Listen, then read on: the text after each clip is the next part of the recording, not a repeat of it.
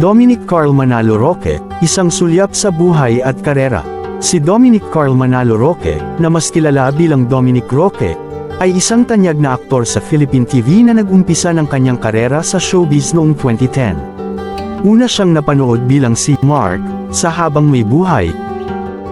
Kasunod nito, mas nakilala siya sa mga palabas gaya ng Ariana, 2012, at Moon of the Seer, 2014, na nagbigay daan upang makilala siya bilang isang maaasahang aktor. Si Roque ay ipinanganak noong July 20, 1990, at lumaki sa probinsya ng Cavite, Pilipinas. Pamangkin siya ng aktres na si Beth Tamayo. Nag-aral siya ng high school sa Imus Institute at nagtapos bilang bahagi ng batch 2007. Nakapagtapos siya ng kursong tourism sa De La Salle College of St. Benilde. Kumusta at maligayang pagbabalik dito sa aking channel. Ang channel na tumatalakay sa mga singer at artista noon at ngayon sa tulong ng artificial intelligence at kaunting research na rin. Kung bago ka pa lang sa aking channel, isang munting request mula sa inyong lingkod. Huwag kakalimutang mag-like, subscribe at pakipindot na rin ang notification bell icon para updated ka sa mga susunod kong upload. Ngayon pa lamang ay pinasasalamatan na kita.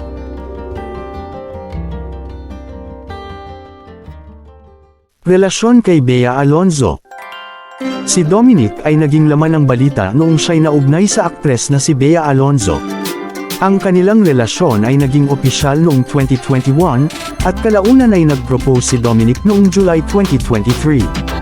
Gayunpaman, ang kanilang pagsasama ay nagtapos bago sila ikasal, at ayon sa mga ulat, naghiwalay sila ng maayos at nananatili sa magkaibang landas.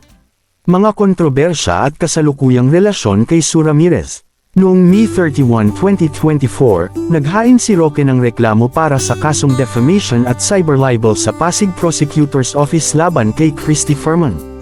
Ang reklamo ay nakabatay sa umano'y malisyosong pahayag at mga insinuasyon sa kanyang YouTube channel na Showbiz Now na, isang streaming television program. Sa kasalukuyan, si Dominic ay muli na namang nasa mata ng publiko dahil sa kanyang umuusbong na relasyon kay Sue Ramirez.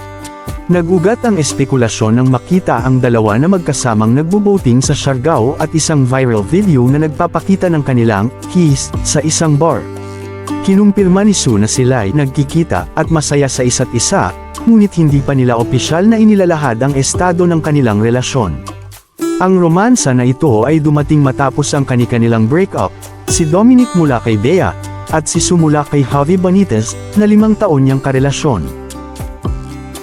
Imahe sa showbiz. Bukod sa kanyang personal na buhay, si Dominic ay nananatiling aktibo sa industriya ng entertainment. Bagamat minsang nadawit sa mga usapin tungkol sa kanyang sexual orientation, mariin niya itong itinanggi, at nagpatuloy siya sa kanyang propesyon ng buong dedikasyon. Ang kanyang reputasyon bilang isang magaling at disiplinadong aktor ay nakatulong sa kanya upang manatiling mahalaga sa industriya sa kabila ng mga intriga. Si Dominic Roque ay isang mahusay na halimbawa ng isang artistang patuloy na nagpapakita ng galing sa kabila ng mga kontrobersya at hamon sa personal na buhay. Habang inaabangan ng publiko ang susunod na kabanata sa kanyang kwento kasama si Sue Ramirez, nananatiling inspirasyon si Dominic sa kanyang profesionalismo at pagmamahal sa kanyang craft. Maraming salamat sa iyong pagtangkilik.